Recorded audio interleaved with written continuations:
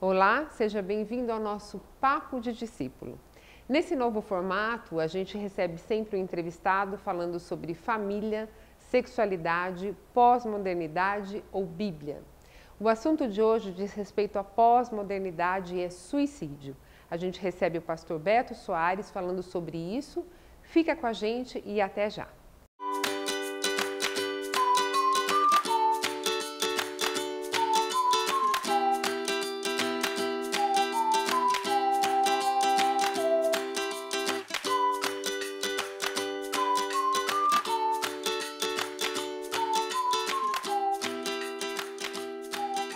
Olá, seja muito bem-vindo no nosso Papo de Discípulo, um novo formato em que a gente está aqui sempre recebendo um entrevistado e dessa vez estamos falando de um tema super importante da pós-modernidade, já que nós estamos no mês de setembro, que a Organização Mundial de Saúde convencionou para que fosse Setembro Amarelo, de prevenção ao suicídio.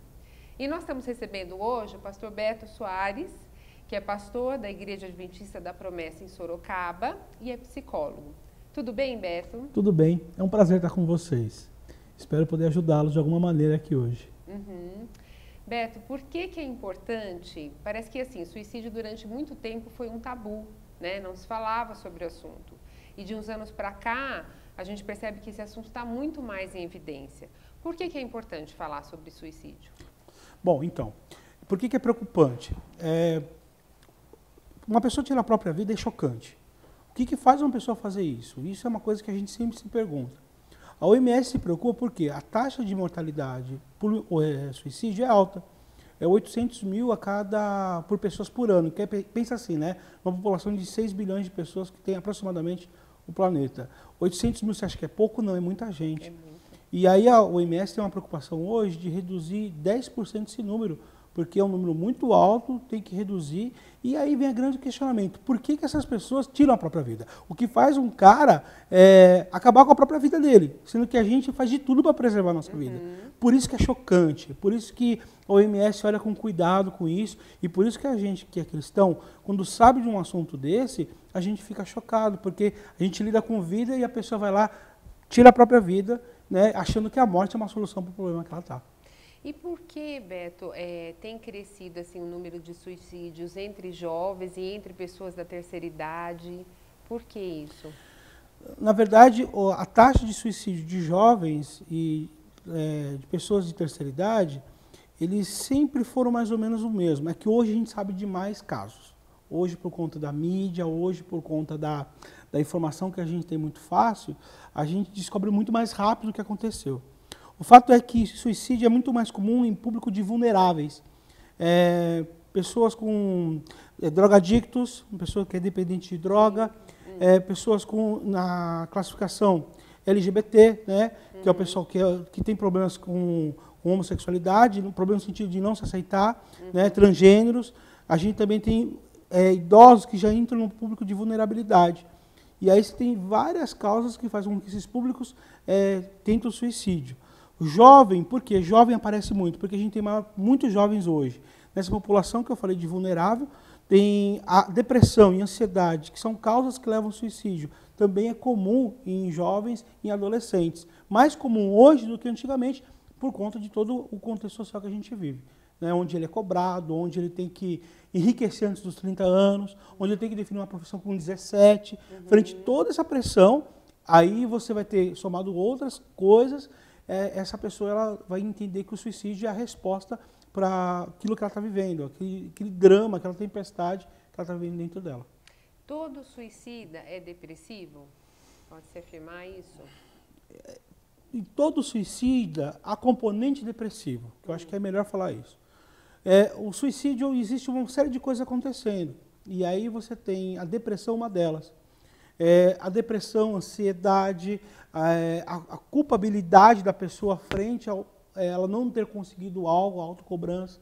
Então, o suicídio, a pessoa, quando tenta a resposta dela, ou melhor, quando ela acha que ela vai conseguir a resposta dela, o alívio dela através do suicídio, ela quer, na verdade, aliviar os problemas com que ela está sentindo. A depressão é sofrível, a ansiedade é sofrível, ela quer parar com aquela dor, entre aspas. Então ela entende que se matar, ela já tentou de tudo, remédio, tentou aconselhamento, tentou terapia, e na cabeça dela não funcionou, e entende que a morte finaliza toda essa dor que ela está vivendo. Então a pessoa ela vai frente a todos esses componentes, e mais alguns, porque assim, suicídio é muito complicado. A gente sabe de tentativas de suicídio. Eu mesmo, quando eu tive a oportunidade de tratar um suicida, uma pessoa que tentou suicídio, era uma pessoa que tentou e não deu certo. Né? Por que não deu certo? Foi mal planejado, ou ela não teve coragem suficiente para tentar o suicídio. Eu nem vou entrar nesse mérito agora, mas é tentativa de suicídio. O suicida mesmo, o cara que se matou, a gente não tem como saber. A gente sabe por conta da história da pessoa, por conta que a família fala, enfim, tudo mais. Mas existem inúmeros componentes dentro daquele quadro suicida, né, para a pessoa ter algo que a gente chama de ideação suicida. Né? Eu tive a ideia e eu vou fazer o suicídio. Para ela tomar essa decisão, muitas coisas aconteceram, entre elas a depressão. Ela é forte? Não resta a menor dúvida. Hoje em dia tem mais pessoas deprimidas? Não resta a menor dúvida. Mas ela não é sozinha responsável por isso. Me parece que no meio cristão é ainda mais complexo, né, de entender o suicídio, porque aí, assim, alguns conceitos se confundem, né? O que é uma opressão, o que é uma perturbação maligna e o que é uma doença emocional. Então, Beto, eu queria que você explicasse isso, assim, colocando o que é exatamente cada coisa, né, para que a gente tenha isso muito claro. Bom, vamos começar pensando que depressão não é pecado. Né? As pessoas acham que eu estou deprimido, eu estou em pecado. Isso não faz sentido. Se a gente for olhar a palavra de Deus, a gente vai ver que Elias, num dado momento, quando ele foge para o deserto e se esconde dentro de uma caverna, ele estava com um quadro depressivo por conta de toda a cobrança que ele tinha na vida dele. Certo. E aí depois a gente pode conversar sobre isso num outro momento. Mas o fato é que depressão não é pecado e faz parte. O homem tem esse componente que pode ser disparado pela vida como que ele levou, no sentido que ele não teve reforçamento adequado, no sentido que ele não teve recompensas que ele buscou tanto, um componente neuroquímico que está falhando dentro do cérebro dele. Isso acontece muito, e precisa da medicação para fazer esse balanço. E se isso não acontece, a depressão ela aparece. E tem vários tipos de depressão.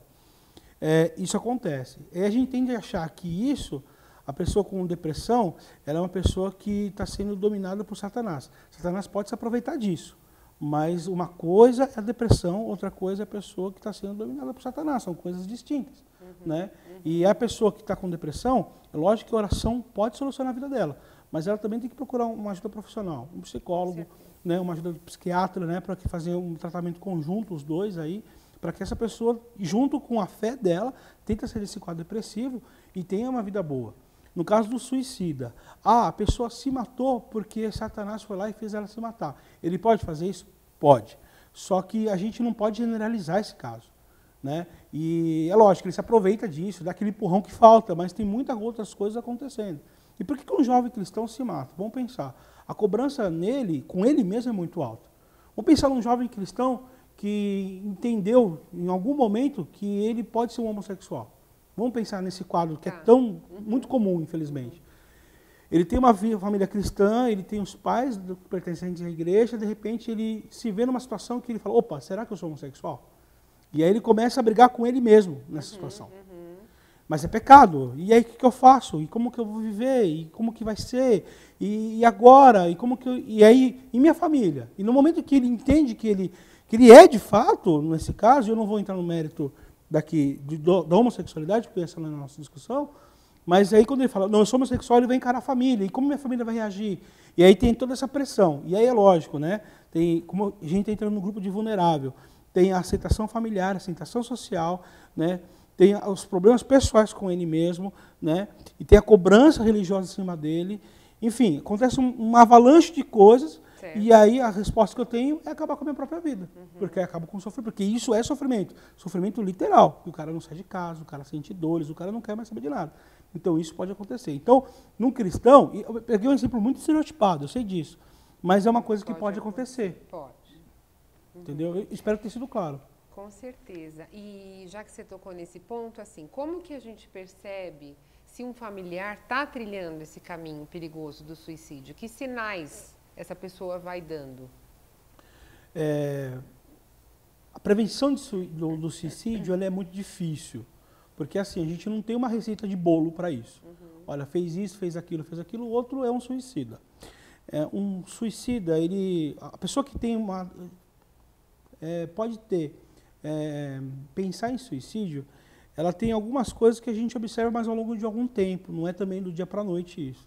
Então, vamos olhar para um quadro depressivo, ela para de se relacionar com outras pessoas, ela para de se relacionar com a própria família, ela fica isolada, ela para de se alimentar, ela para de conversar com as pessoas, ela fica dentro do quarto e não necessariamente usando a internet, ficando quieta, calada ali, mas isso não é uma vez, isso muito tempo, muitas vezes. Né? A pessoa ela perde interesse pela própria vida, e isso já também começa um quadro de ideação suicida, porque ela começa a perder vontade de, para que estudar, se minha vida vai acabar?